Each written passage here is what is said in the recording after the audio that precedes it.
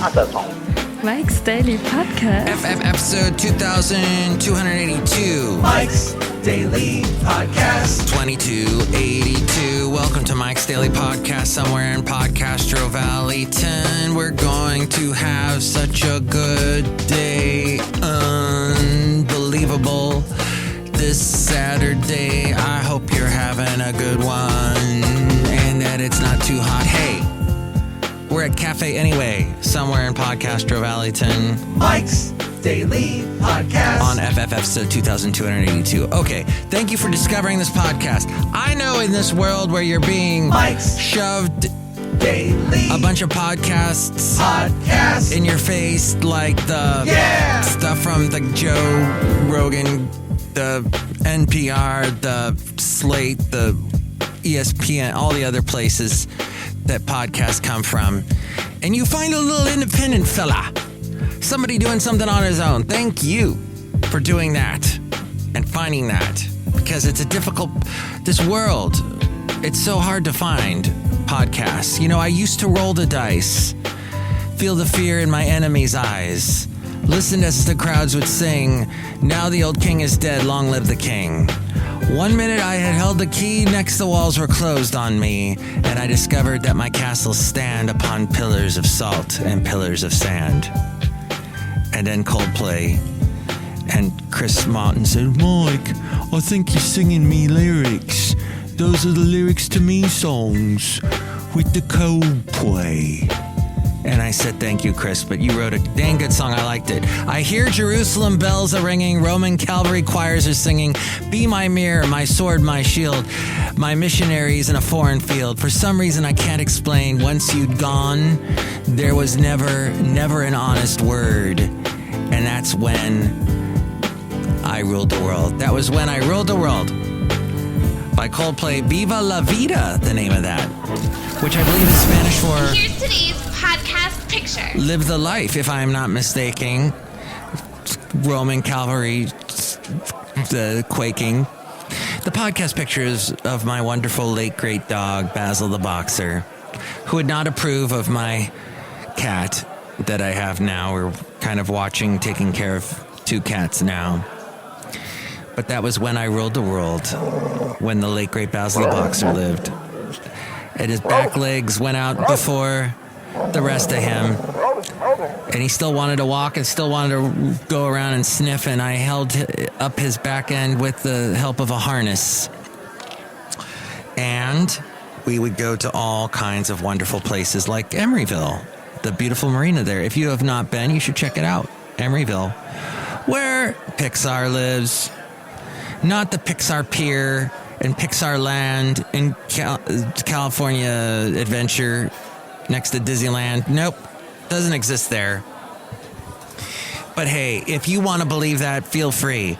I wanted to bring up creativity on today's podcast because I believe inside of us there is a creative person struggling to get out.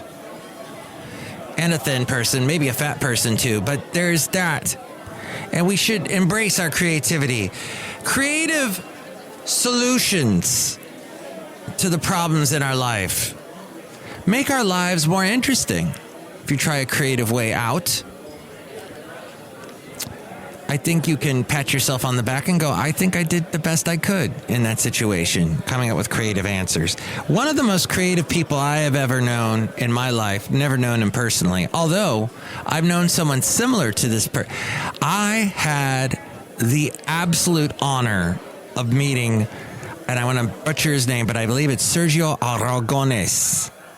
And I used to, when I first saw his name, I would say Sergio Aragones. But I met him, the famous cartoonist who wrote and drew the tiny little cartoons you used to see on the borders, on the margins of Mad Magazine. One of my favorite magazines. Well, there was Crazy, Mad Magazine, and Cracked. And Cracked is, I think, online now. That's changed it to something completely different. But they would do, their spoofs. Mad Magazine would take Star Wars and make it Star Boars. Jaws, I think they turned into Jawed.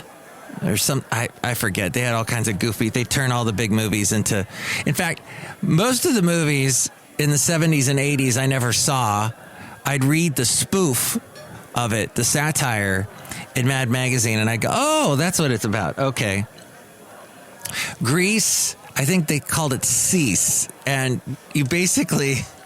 you had to know what the melody line was, and then they would change the lyrics to goofy things and make fun of the movie and the actors, and it was great stuff, which was founded by, I forget his name, but I found out recently the guy that started Mad Magazine was actually a big comic book publisher back in the day. And in fact, that's why in Mad Magazine sometimes there would be a little comic book stuck inside in the middle of the magazine, and it would look like those retro old comics but be very irreverent and crude and bizarre.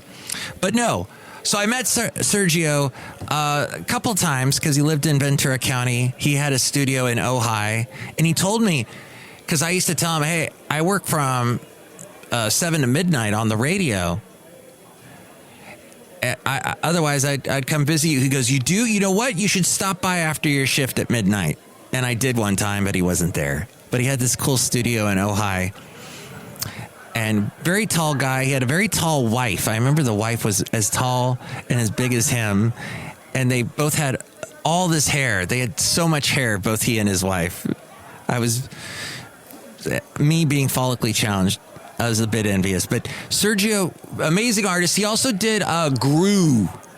There was some kind of comic book called Gru where I think the guy is some kind of like a barbarian, back in the day, bows and arrows, and it's maybe Roman Empire. I don't know, something like that. So got the chance to meet him. I don't know if he's still around. But someone I would love to meet is Gary Larson, another amazing cartoonist. And his wonderful comic, The Far Side, one of my favorites is that I'll always remember. He had the talking cows and whatnot. One of them, it shows a guy with a paintbrush and a bucket of paint. And he's out in front of a house. And on the mailbox, he's painted the words mailbox. On the car, he's painted the word car. On the dog, he's painted the word dog. And he says to his wife, that should clear up a couple things around here. I thought that was funny. But so Gary Larson said in a recent article for the Costco Connection, which reminds me I need to go and pick up a couple things. As we go outside a cafe anyway, we're bringing Mike's Daily Podcast somewhere in Podcastro Valleyton today. Cafe anyway, the last place on earth. And I also need to get there early because they shut down the kitchen by 8. You can't get a hot dog, one of their hot dog deals, if you go anytime after 8. You got to order the food beforehand. And that's how they roll over there. Gary Larson says, I still enjoy getting an idea and playing with it, fleshing it out, and seeing where it might take me. But now that I'm working in this digital medium, I have a lot more tools, so it's opened a lot more doors for exploring and expression. It's a lot like being in a lab and experimenting with chemicals you don't fully understand, and you don't know if you're going to come up with something great or blow the whole place up. Gary Larson's The Far Side has influenced countless cartoonists, but who influenced him? Gary Larson says, for me, it all started with Alley Oop. Remember that? It was a caveman comic in the Sunday Funnies. As a kid, I was fascinated with the dinosaurs in that strip. Another influence was Mad Magazine. Oh, but he doesn't mention Sergio Aragones. He mentions Don Martin. And yes, I love Don Martin too. I have a book at home that he put out, a paperback comic book. It was like a paperback book, but it was all comic. It was it was like a comic book inside the paperback book, and it was called Captain Klutz. But it was Don Martin. Was it called The Lighter Side? He'd do all these funny cartoons, and like The Simpsons, every cartoon that Don Martin drew, the characters had specific looks to them. Like, with The Simpsons, they all have that overbite. With Don Martin, everybody had a huge chin. And Gary Larson goes on to say, one of its regular contributors, Don Martin, he admired him. I was also greatly taken with the cartoons of Gahan Wilson, B. Cliben, and George Booth. Now, I don't know who they are. If you know who they are, leave a comment in the comment section down below. I'm getting so sick of hearing YouTubers say that. I was having a conversation, very long, 2.5 hour conversation with a guy I work with named Masa. And Masa said to me, I don't think podcasts are, growing the way everyone thought they would. Podcasts would become part of society. Everyone would like them to get more and more popular. But the problem is so many people are doing podcasts now, as I was just discussing on the previous podcast. And look at me, I've done over 2,282 of them. So yes, done a lot of podcasts. But now it looks like the video world is more interesting. Not just video games, but YouTube videos. The amount of videos watched is like the most that YouTube has at this point. Has broken all kinds of records for YouTube now. People are watching, they're following YouTube channels. I think this is maybe the way it's going, is people aren't so much listening to the audio as they want to watch the video. They want to be distracted, and they get sucked into maybe a bunch of binge watching like they would do with Netflix. And now YouTube's got the shorts thing where they're trying to compete with Snapchat and Instagram and all the other people that do the short videos. Vine's not around anymore, but I don't think. Which launched Shawn Mendes. I'm old. Sergio Mendes. Dang it. No, I can't think of the song. Oh, this is going to bug me. Sergio Mendes' big hit that he had in the 80s with Brazil 66, right? And Mas Que Nada. But what was the ballad? Oh, shoot. Yeah, nobody remembers the ballad anymore. The ballad was huge. And then it's not living inside myself. That was Gino Vanelli. Okay, well, I'll have to look it up later. Middle career. Oh, wait a minute. Okay. 9th discography. People have completely forgotten what he did in the 80s. In the 80s, there was, Sergio Mendes, that was on A&M. Never gonna let you go. I'm gonna hold you in my arms forever. Lead vocal performed by Joe Pizzullo. So, all the times that I played that song when I was working for an adult contemporary station back in the early 90s, we played soft hits. You got to watch how you say that, because you might say something that this sounds something completely different. We never said Joe Pizzullo. We always just said Shawn Mendes. So Sergio Mendes, rather. Is he related to Shawn Mendes? I'll have to look that up too. But Joe Pizzullo sang that. We're gonna hold you in my arms forever. Gonna try to make a plan to revert you so. Earned a spot in Coach Gwen Stefani's seat. Oh, his daughter was actually on The Voice. Speaking of music, in the world of music, have you noticed that when Google does an instructional video, they usually have a song that has like a clap like this? And then there's like some little glockenspiel thing going, dun, dun, dun, dun, dun, dun, dun, dun, or there's whistling.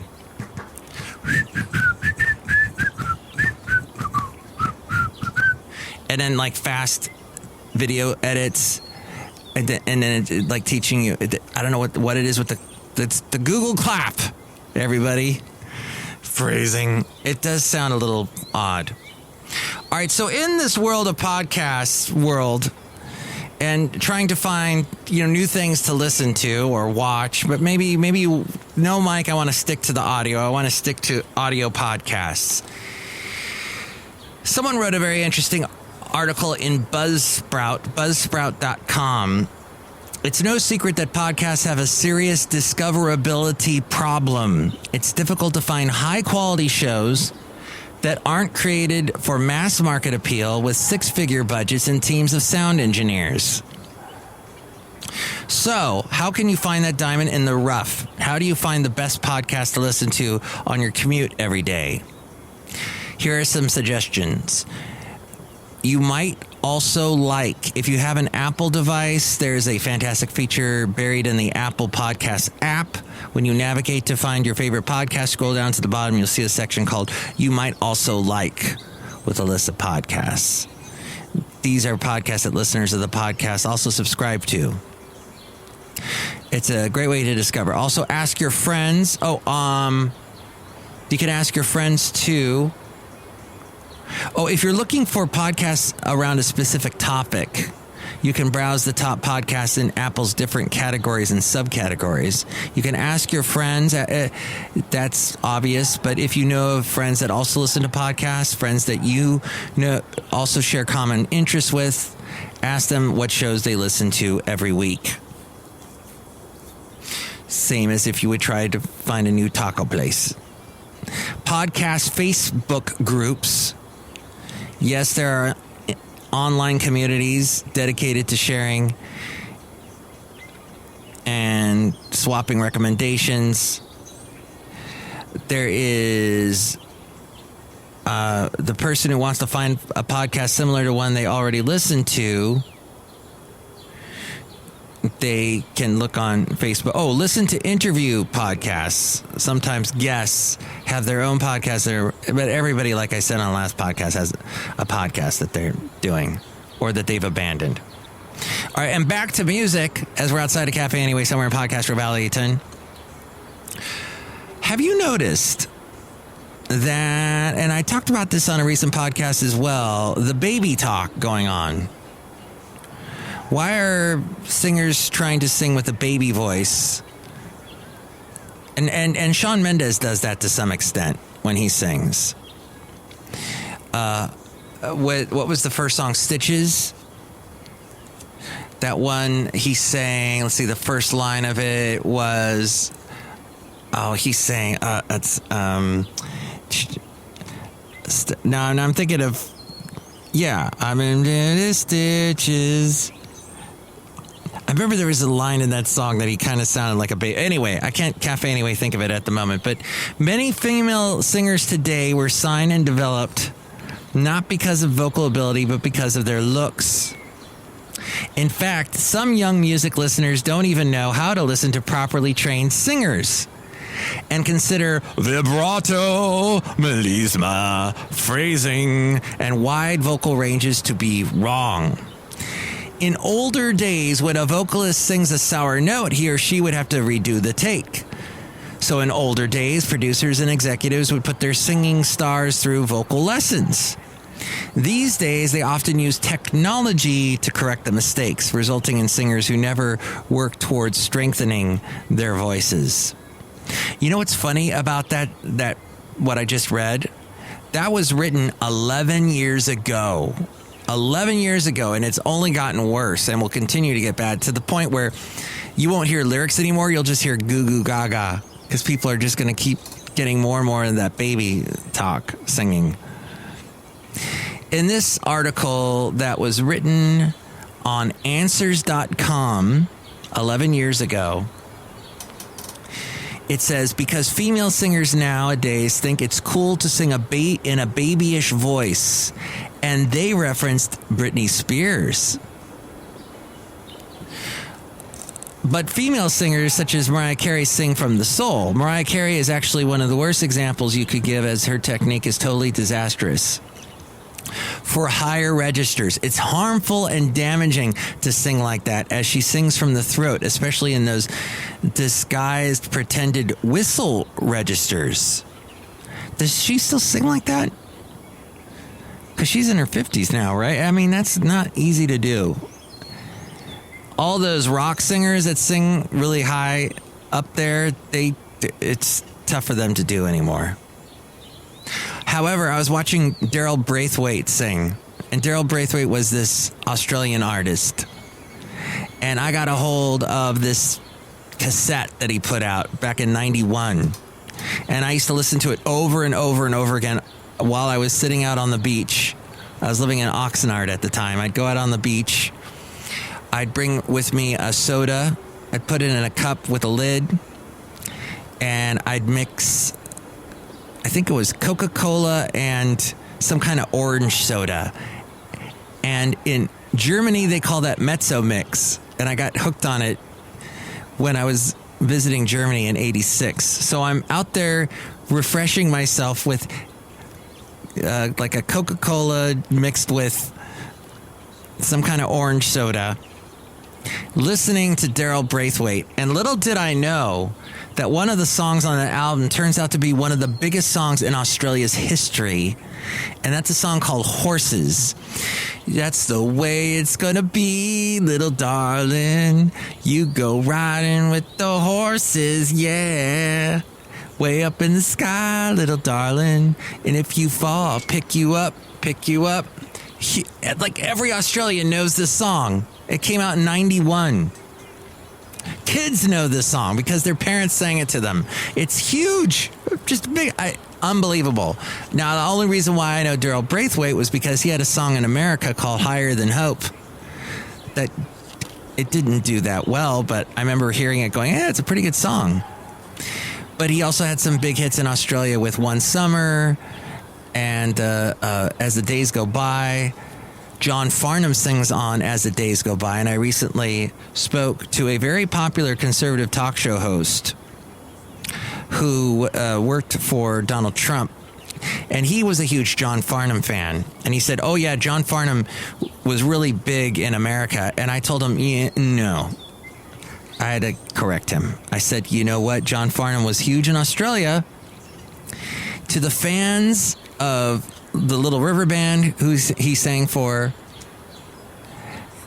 and to those who maybe knew friends in Australia who would give them, hey, you should listen to John Farnham. They go, oh, wow. Richard Marx was a huge fan of John Farnham, but it really not as well known here in America. But see, I know stuff. I'm kind of a music nerd, especially with 80s music. So this person wrote all this stuff. That's to say, by the way, Daryl Braithwaite's voice still sounds amazing. I don't know how John Farnham sounds these days, but that guy could hit some high notes, John Farnham. The other problem is that even those who take voice lessons are taught in most cases a less all-around singing method and training technique than in generations past. Concentrating on breathing from and specific exercises for diaphragm are omitted or barely touched in many training regimes today. Further, they are taught to sing in the head, or how to get cranium resonance, such as older singers like Johnny Mathis, Luciano Pavarotti, etc., who all have wonderful head singing training and capacities. You just don't hear that voicing now, says this person who wrote for Answers.com. But it is true today. People are really singing in this baby voice. And you're really not hearing good voices. With the pop, I'm just saying, if you just pull like the top art, I'm not going to say any names, but there is that. And you know what? Maybe it's just a style that's in style now. I mean, it could change in the next year or two. But it is interesting that there was the baby singing, baby voice. We're kind of going a Britney Spears route these days. Kind of like the way Madonna sounds when she sings Santa Baby. I know she didn't do the original. But, you know, it was Catwoman did the original, right? So, the original, one of the cat women from the TV show. So, Eartha Kitt, thank you. Oh my gosh, the phone's ringing. Hang on. Cafe Anyway outside, the outside phone. Later that day. Wow, I guess there's an accident happening somewhere that they were telling me about at Cafe Anyway. So I appreciate that they told me that. I think we covered just about everything I wanted to cover today. This was a helpful podcast. Look who's here. Hello, Mike Matthews. It's Chely Shoehart, gift shop supervisor. I want to tell you that, people that aren't vaccinated, that come down with the COVID variant, I feel really bad for them, Mike Matthews. You feel bad? Yes, Mike Matthews, I feel bad. Uh-huh. But then they get mad if they, anybody tells them to wear a mask. So, but if we who are vaccinated are carrying it, we don't know necessarily. Maybe we give it to them and then we feel bad because we gave it to them. I know, Mike Matthews. Buy a mask today in my gift shop. Yes, and I heard sales of masks have gone through the roof lately. Look, along with the amount of people watching YouTube videos. There you go. Look who else is here. Hello, Mike. This is Floyd the Floorman. And this is John Deere, the engineer. Mike, I hope that everything works out for everyone in the end and that people don't sing like babies. Yes, we need to harness the power of the voice and sing out. Don't try and sound like... I can't see someone who sings like a baby now. Are they going to sing like a baby forever, even when they're like an old person? You're going to sing like an old baby? Are you going to do the Benjamin Buttons, baby? What are you doing? Don't do that. Next show, it'll be the wonderful Benita, the Disgruntled Fiddle Player, and the Brewmaster. Thank you for listening to this podcast. It was a little bit all over the place. But I would like to remind you that if you'd like to hear me on the radio, I am going to be doing my Sunday 9 a.m. to 4 p.m. 9 a.m. to 4 p.m. show. And there's a link at MikesDailyPodcast.com to listen to that, because I'll have some music from people that don't sound like babies. And it'll be wonderful. Although I should play the babies. That was John Waite's band, the one he did with Jonathan Cain, the keyboardist who later went on to Journey and would do big songs like "And Now I Come to You, I'm Forever Yours, Faithfully Open Arms, Someday Love Will Find You," and all that stuff. Chime in about anything that we covered today. 336MM Daily. 3 plus 3 equals 6. MM is in Mike Matthews Daily, as in what this podcast has done for quite a few days now. Look at me. Haven't been interrupted too much lately. Thank you for that. Thank you for listening. Mike's Daily Podcast is written and produced and performed by Mike Matthews. His podcast is super easy to find. Download or listen to his show and read his blog at MikesDailyPodcast.com. Email Mike now at MikesDailyPodcast@gmail.com. See you tomorrow. Bye.